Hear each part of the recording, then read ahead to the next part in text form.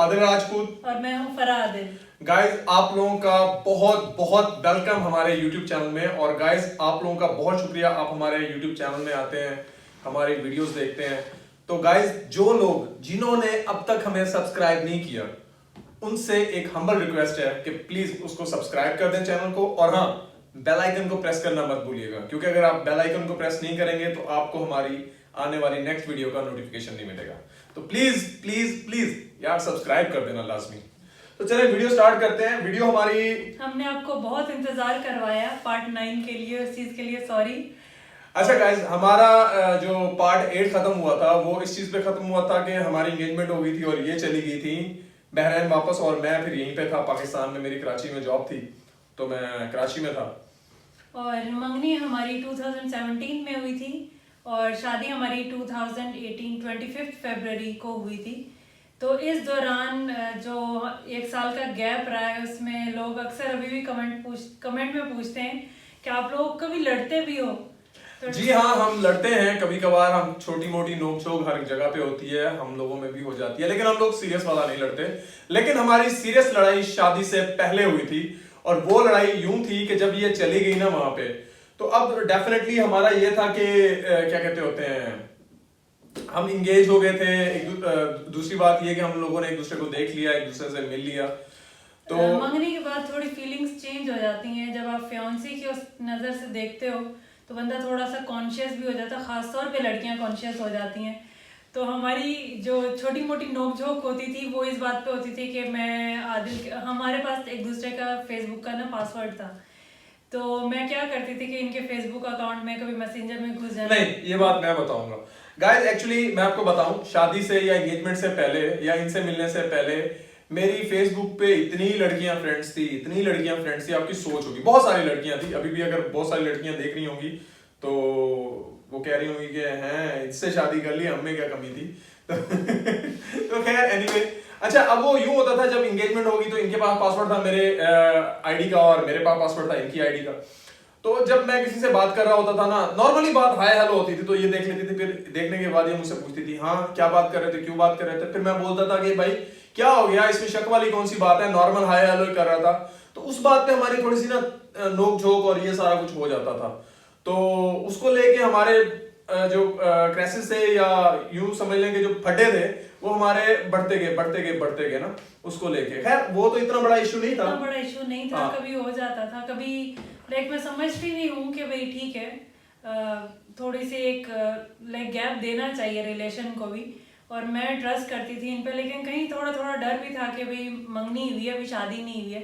शादी के बाद एक रिश्ता जो है वो बहुत मजबूत हो जाता है, लेकिन मंगनी और शादी के बीच में जो लाइक गैप होता है वो थोड़ा सा, एक तो मंगनी वैसे भी सेंसिटिव और बहुत नाजुक रिश्ता है, तो मुझे डर लगता था कि भाई जो है ना ये जनाब किसी और से बात फिसल फुसल ना जाए। हाँ। लेकिन ऐसा कोई सीन नहीं था गाइस। मुझे ना एक्चुअली थोड़ा सा ये होता है कि मुझे ना कोई इग्नोर करे ना तो मुझे बड़ा फील होता है।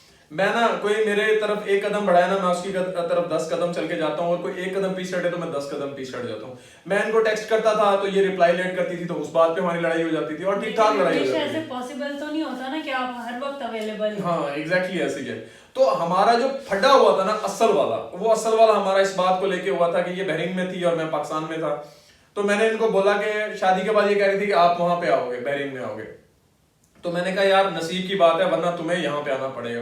तो ये कहती इस टॉपिक को लेके इतनी हमारी बहस हुई है, मेन टॉपिक ही यही था, बाकी छोटी मोटी चलती रहती थी, लेकिन इस टॉपिक को लेकर हम लोग इतना लाइक, मैं यकीन करो कि एक जगह आप समझ सकते हो जो लोग बाहर बैठे हुए हैं, तो उन लोगों के लिए बहुत मुश्किल होता है पाकिस्तान में आके मैनेज करना हर चीज को, और पाकिस्तान में रहना एक बहुत बड़ी बात है। जो यहाँ के आदी हैं वो कहीं और नहीं रह सकते हैं, लेकिन जो बाहर से आते हैं वो पाकिस्तान में एडजस्ट नहीं कर सकते। तो मेरे लिए ये ना बहुत बड़ा पहाड़ था। तो मैं इनको कभी बोल देती थी आहिस्ता आहिस्ता, मुझे ये था कि मैं इनको कन्विंस कर लूंगी, लेकिन जनाब जो है वो। तो गाइस ऐसे ना करते कराते इन्होंने कहा जी मैं वहां पे नहीं आऊंगी। तो मैंने कहा कि फिर एक काम करो, जहां पे हो वहीं पे रहो। मैंने दिमाग इतना खपा लिया, मेरे दिमाग की दही कर दी थी इन लोगों इसने, कि भाई आपने वहां है। मैंने कहा था नहीं, अब मैं यहीं पे रहूंगा और मैं नहीं जाऊंगा क्योंकि हमारे हर दूसरे दिन, अब शादी के बाद ना, लाइक ये मंगनी के बाद, सॉरी, हमारा मजीद ये टॉपिक ही होता था, हर दूसरे तीसरे दिन ये टॉपिक हम छेड़ एंगेजमेंट से पहले हमारी लविंग टाइप की बातें, केयरिंग टाइप की बातें थी, उसके बाद हमारा टॉपिक ही चेंज हो गए थे। तो खैर करते कराते मुझे इसने इतना जलील कर दिया था, जिच कर दिया था इस टॉपिक को लेके कि रात के 1 बजे का टाइम था और मैंने इनके अब्बा जी को कॉल खड़का दी। मैंने इनके अब्बा जी को कॉल की, मैंने कहा जी आप एक काम करें, अपनी बेटी को वहीं पे रखें और बोले जहां पे हो वहीं पे खुश रहो, और हाँ अगर वो आना चाहती है यहाँ पे और शादी करना चाहती है तो अपनी कश्तियां जला के आए। यहाँ अब वापसी का कोई रास्ता नहीं होगा, आना फिर होगा तो पाकिस्तान में आना होगा, रहना भी यहीं पे होगा।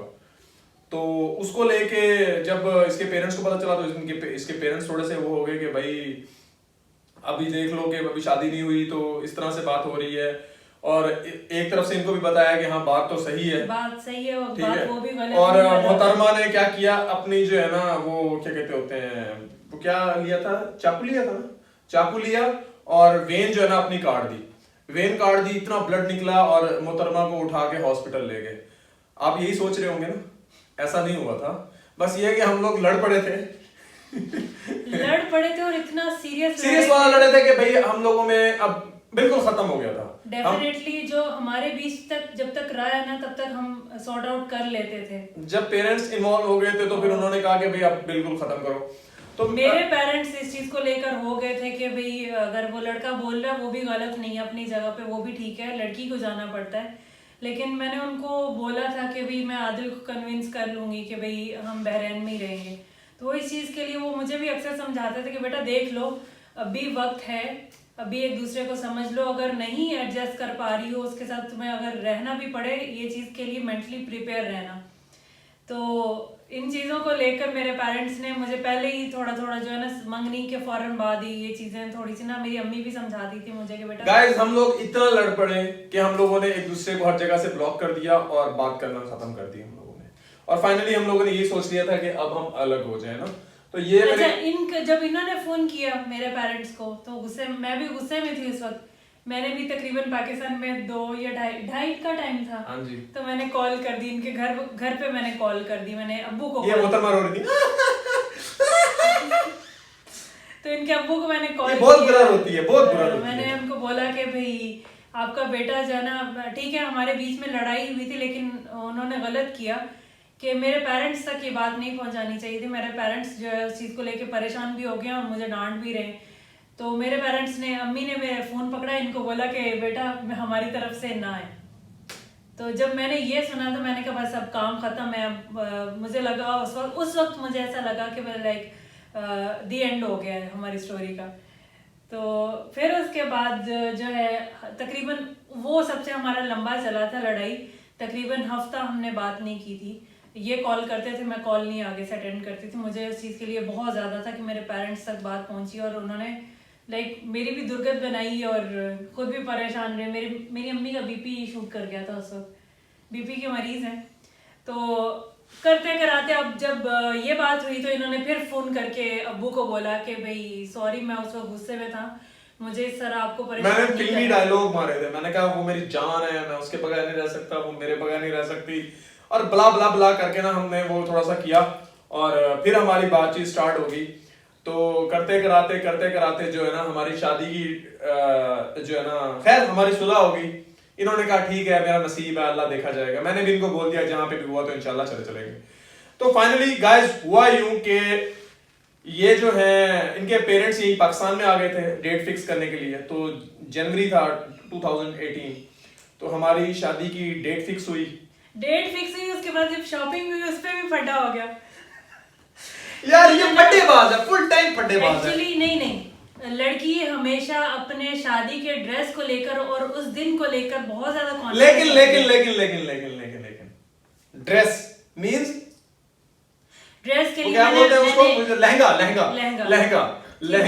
लहंगे को लेके ना इन्होंने फड्डा किया था और बहुत बुरे वाला फड्डा किया था। इसके पेरेंट्स भी थे, हमारी शादी की डेट भी फिक्स हो गई थी। तो वो स्टोरी हम आपको सुनाएंगे नेक्स्ट वीडियो में, तो नेक्स्ट वीडियो देखना मत भूलिएगा।